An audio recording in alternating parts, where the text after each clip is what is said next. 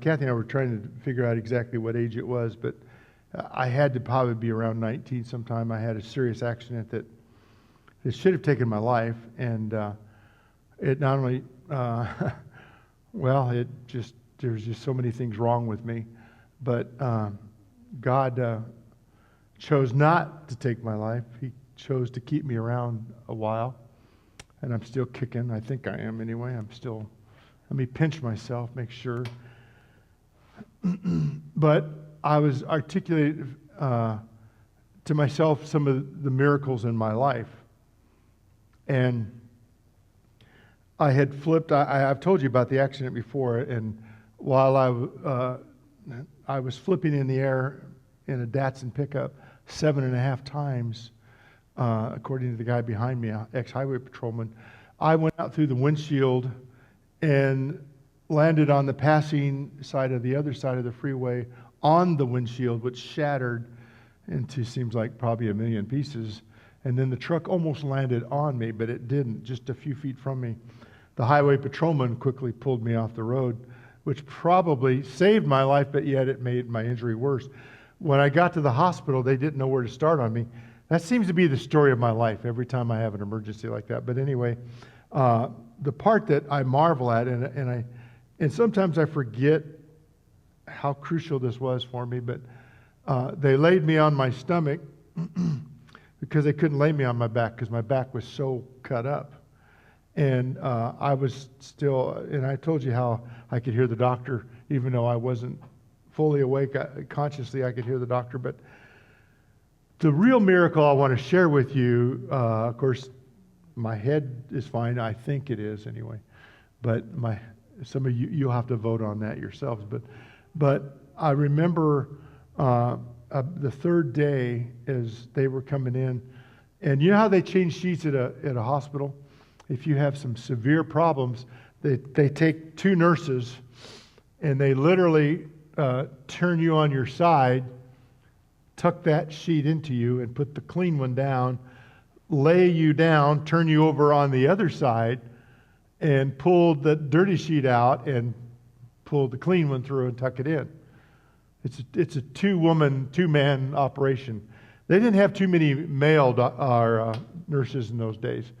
And so it's kind of embarrassing when you're, I don't know. Hospital's not a place to have privacy, I'll tell you that right now, as many of you know. But anyway, I'll never forget that morning they came in, and I was fully alert and knew everything was going on about me, and had been that way for really a day and a half, 2 days. And the real miracle of that incident, and I guess I'm going to share it with you tonight because sometimes I forget this part of it, and yet I can relate when you read in the scripture that the flesh that Christ took when they beat him, that ripped his flesh open. And I don't want to get too graphic. I'll get in trouble when I get home. But you could literally see body parts of me from landing on the glass. And so they would change the sheets. And you know what happens when you have deep wounds, and it doesn't take much for that scab to come loose and you begin to bleed again. And anyway, we won't go too much into that. But as they came in and they turned me over, the younger nurse just gasped for air. I thought she was having asthma or something. She was, and I said, what's going on here? That gasp, when you see a medical person gasp for air, you know that there's something beyond, and so, and then the other nurse looked down and she was kind of shocked too, and they rolled me back and just disappeared. And I thought, well, that's great. I'm just going to lay here, freeze to death, because I didn't have a blanket on, and they ran to get the doctor, and the doctor came in and they turned me up on my side again, and he said, this is impossible. All the wounds had turned to scabs and fallen off in the night, and my skin was almost normal color. That pink color that you have, and when you have a scar, you know how red it gets? It was almost, and today I think maybe if you look really close, you could find one scar on my back, but I'm not too sure it's from that accident. I'm not, because I've had so many crazy things happen to me. I've been kind of the crazy one in my family, I guess. And that was a miracle of within 3 days, my wounds had turned to scabs, which fall off my body, the pink skin that came. And when I checked out of the hospital a week later, when I took my shirt off, we had a hard time finding scars. A week later, and to this day, that's the miracle. And so, and I know that my sister, my mother, many people prayed crazy prayers over me. They just went bananas because I shouldn't have lived. I wouldn't have lived except for the prayers that went up for me. And sometimes it takes crazy prayers. It takes desperate prayers. The word crazy isn't a thing of mental illness. When you look up the word crazy, it's not, that's one of the definitions of being crazy in your thoughts. But it's out of the box thinking. It's beyond where you are, and we need to go beyond where we are to where God is. I look at what Mark has done there. Oh, my word. What a fantastic story. I see the 5 churches, and they're building this big church, and it's taken millions of dollars. And by faith, they started off by just a small little Bible study, and now it's grown and grown. And he prays. And did you catch the date? 1996 is when it started. 1996. Can we do the math? This is 24. That was 30 years ago. 30 years ago of every day walking 4.5 miles, or was it 4.7 miles, whatever it was, every day. You say, well, people thought he was crazy. Mark, some of his testimonies, that he would walk and they would see him walking by. They said, there's that crazy man. He wants to buy the crack house. Well, not only did he want to buy it, he did buy it. And it became one of the most prominent coffee shops in D.C. Crazy prayers. Out-of-the-box prayers. Maybe we need to start praying out-of-the-box prayers. Prayers that are beyond where we are. It's real easy to pray something within my range. Real easy to say, I'm going to reach over and pick up this microphone. It's right there in my range.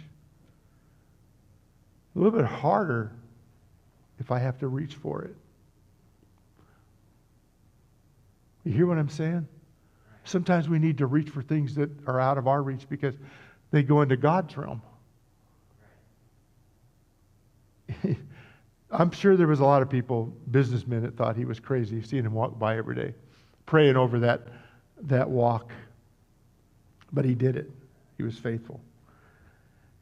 I said there was 4 goals in our reason, our ambitions for prayer. One of them was to grow closer in our relationship and stronger in our purpose. That is very important. And you're going to hear this every time we talk about prayer as we go through this, because I feel that's very important. Number 2 is to develop a powerful prayer life. It's real easy to reach out and grab something that you can reach out to grab. But when you have to reach out for something that's beyond your reach, it gets a little bit more difficult. And when you have to pray for something that's beyond your reach. And number 3 is to see the hand of God move in our services, our community. If we want to see that, we've got to start praying and seeing the way God sees it. First time I went up with trying to think of his name, in Las Cruces, that gave me flying lessons. He was learning to be an instructor, so remember his name? Lucky. Lucky wasn't so lucky he had me to teach, but anyway, Lucky took me up and I knew, he took me up during the time when the Rio Grande was really the Rio Grande. There's parts of the year where they dry it up and it's a trinkle. There was fish in it. You can see their trail in the sand. But when it's in its full season, it's a raging river. It's unbelievable how it can change. But they dam it up, use it for irrigation. And we flew when it was in full force, and it was magnificent to see that. And as we were flying, he said, "Follow the river." He was teaching me how to guide that plane. And I said, are you serious? He goes, yeah. He said, I'm going to teach you how to do this. And so I'm following the river. Boy, that was fun. And a couple times, you're a little bit too drastic. We want to stay in the air, not bomb down and crash. And he was teaching me how to do this. But when you see it from the air, oh my goodness, it's a lot different than standing on the bridge and watching it go under you. I was just so fascinated with it. He said, pay attention. Because I was so caught up in the scenery of it. Pay attention to what we're doing. I want to pass this. I want to be an instructor. And I've got to teach you how to do it so I can be an instructor. So he'd keep me focused. When you see our lives from God's perspective, it's a little bit different than standing on the bridge watching the water go underneath it. Do you hear what I'm saying? Are you with me on that? And then objective number 4, dramatically change the rest of our lives as a believer. If our time before God doesn't change anything, then we've lost ground. And we can't lose ground. It's like the train, if it stops in the middle of a hill, it won't make the hill. It's got to go all the way back and start over. I saw that in Sydney, that little gradual hill. If they didn't get a good start and they stopped halfway, they had to go all the way back, start all over. I don't want to start all over. Momentum. Crazy. You say, Jim, are you going crazy? Maybe so. You'll have to decipher that. I don't know. Luke 18:3, and a widow was in that city. She came to him saying, avenge me against my adversary. We know the story. It's the wicked judge. We've heard that preached 100 times. What does the judge know about you? Well, we don't know what that injustice was. Some have speculated different things, but we don't know for sure. But she says, can I have your attention, please? I need your attention. It's day 47. You haven't done anything. It's, how long are you going to let this go by? Avenge me. And the judge, oh my goodness, then in Luke 18:1 says he told them a parable to illustrate that it was necessary always to pray and not what? Lose heart. Crazy prayers. And he said, in a city there was a judge who did not fear God or regard man. That's a dangerous place to be. For a judge, anyway. For anybody. He didn't fear God, didn't respect man. He was arrogant. He was haughty. I'm the judge. I'm the authority. Anybody meet somebody that way? I've known a few people that way. He had an exaggeration sense of his own importance. Thought that was good. I read that. I thought that's good. He had an exaggerated sense of his own importance or abilities. Verse 4, he would not for a while, yet afterwards he said to himself, though I do not fear God or respect man. He admitted it, openly said it. Yet because this widow, what? Troubles me. She's a pain in the neck. Can't get rid of this woman. She's crazy. Every day. I don't know if she stood out front of his house, stood there with her arms crossed, or followed him as he walked down the street. I don't know what the community, I don't know how he got to work, but if he walked a block or two to work, I don't know if she followed him down the street. I'm asking you, avenge me. Come on. I'm right. You know I'm right. Some speculate that there was some politics involved in. You probably never have heard of that kind of thing, have you? But somehow, because this widow troubles me, I will avenge her, lest by continual coming she will, what? He's just worn out. He kind of knew that she was going to keep circling him. Do you know why in the days of the wagon trains, you know why the Indians would circle the wagon trains? Because they could go nowhere, and their goal was to get on west. And they would just keep them. And hopefully they would wear down, because if they couldn't hunt, because going across, they didn't carry meat. They just carried things that they had grown, some flour and things that they could make. And they needed meat, so they would keep them until they wore them down. This is what this lady was doing. Why did Jesus use this story? What's so good about this story? Sometimes you got to be a bulldog. Sometimes you got to do that. Here it is. In the 6th verse it said, and the Lord said, hear what the unjust judge says. Are you ready? Are you paying attention? Shall not God avenge his own elect and be patient with them who cry day and night to him? I tell you, he will avenge them speedily. Nevertheless, when the Son of Man comes, will he find faith on the earth? Crazy faith. The word seeks means it's an attempt or a desire to obtain, to achieve what you want with passion. When was the last time you got passionate in your prayers? Sometimes it's when we're desperate. Luke 11:9 says, and tell you, ask, and it will be given to you. Seek, and you shall find. Knock, and it will be open to you. Note, all three of these words are action words. They're not passive words. They're action words. Wow. What do you want from God tonight? Have you been passionate about it? Have you sought God? One of the things that I guess conviction would be a good word. I've been convicted with getting discouraged and praying for my sister. I prayed for her so many years. You finally just, I don't know if you give up or you become exhausted or you just become nonchalant. I don't know. And when we were talking on the phone, my other sister said, we've got to keep praying for Karen. We've got to keep pushing in. She said, I don't know why. She said, I've just kind of quit praying for Karen. And I said, I don't either. I don't know why. And then I think I stumbled on it. We just became discouraged in it. My mother prayed for 20 years for her. And then her last thing to us was, you got to pick up and someone's got to continue this. And so there it is. They're action words. How bad do we want it? How bad is it that we want to do it? How desperate was this lady? Every day. And I don't know how many days. A week, a month, 2 months, a year, I don't know. But every day, every time she saw him, and she went out of her way. I imagine she went out of her way to make sure she was seen.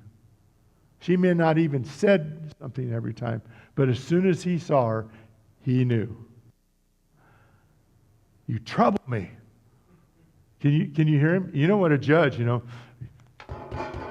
you trouble me. Get out of here. Can you see it? Can you see the anguish that he had? What are you thinking, lady? I am the judge. You're the subject. And finally, he avenged her because she was in the right. And she got what she needed. There's several different scholars say different things, and I could give you a dozen different scenarios of what happened in their life, but we don't really know for sure. So I'm going to wrap it up by saying this. We stay humble, we stay patient, and we stay focused. Mark said that in his very first video, and I've reminded you of it every time. This is the 10th one, and I've reminded you. Stay humble, stay patient, stay focused. Every day, this lady somehow made contact with that judge until he finally caved in and said, okay, I will vindicate you. I will take care of this. Whatever it was. And he did. It's interesting that Jesus used this illustration. It's interesting that he did. Ask, seek, find. Knock. We're moving forward. We're not moving backwards. We take the ground. Several years ago, I read a good story. I used to love the Civil War and studying the Civil War. History was the only subject I did well at because I could see it in my imagination. You start talking about all these things and I could see it. I could visualize. And the story was told of George Washington crossing the Delaware. And when you read the odds that were against him going across and having victory, it was horrendous. And yet, he kept going across the Delaware in the fog. Can you imagine his men saying,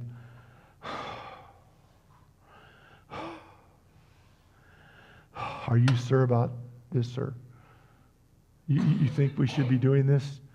We're outnumbered, you know."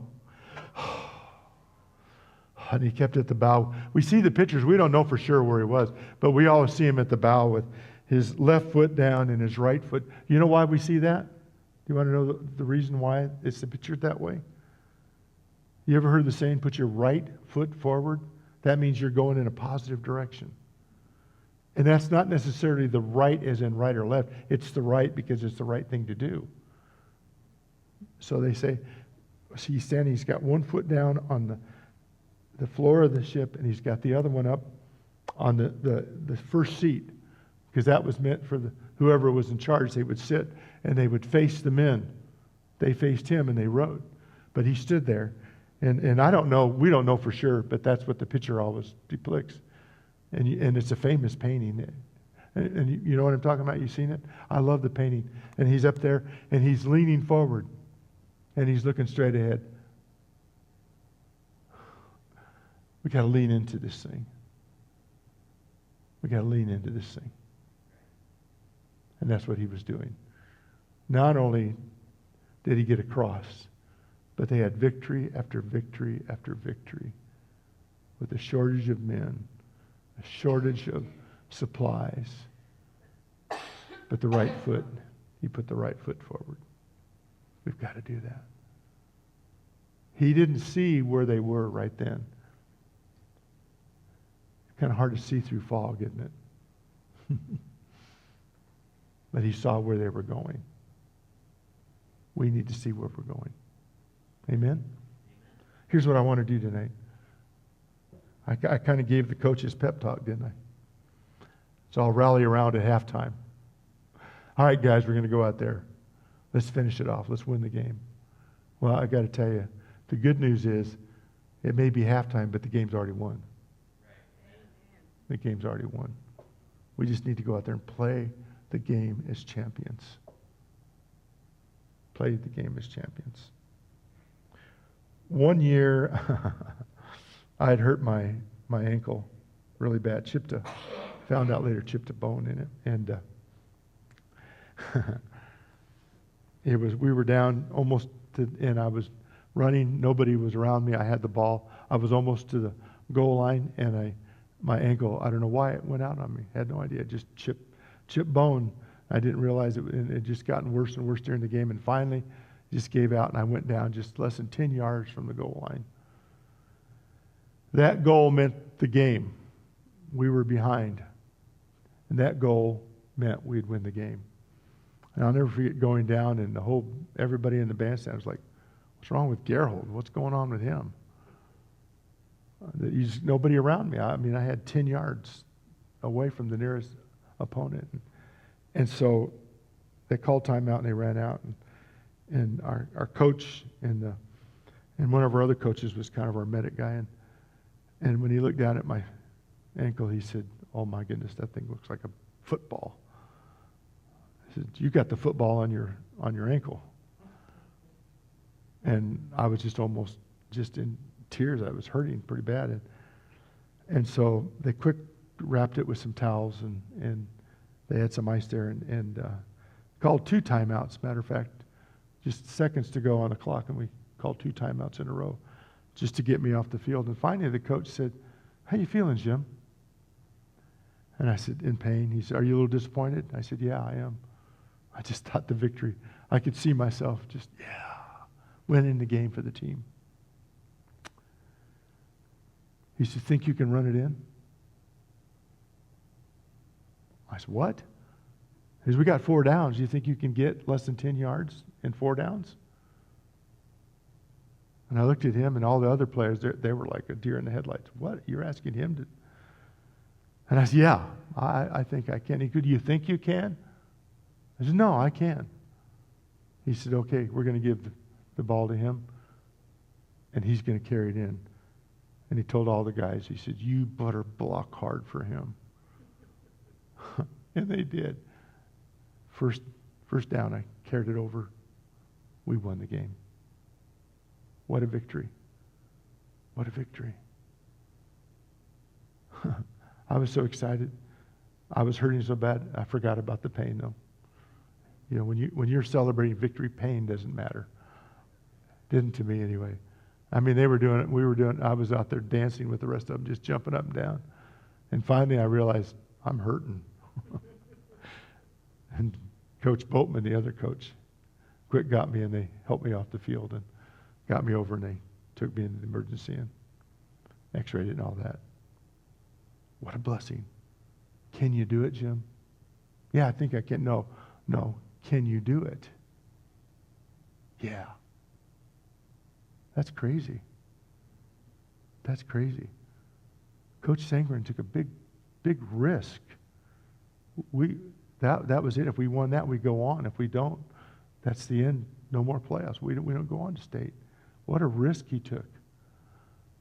But he was more interested in me than he was the game, because he knew how much it meant to me. And my mother was in the stand, and that's another story I'll share another time. And so, yeah, I can do this, Coach.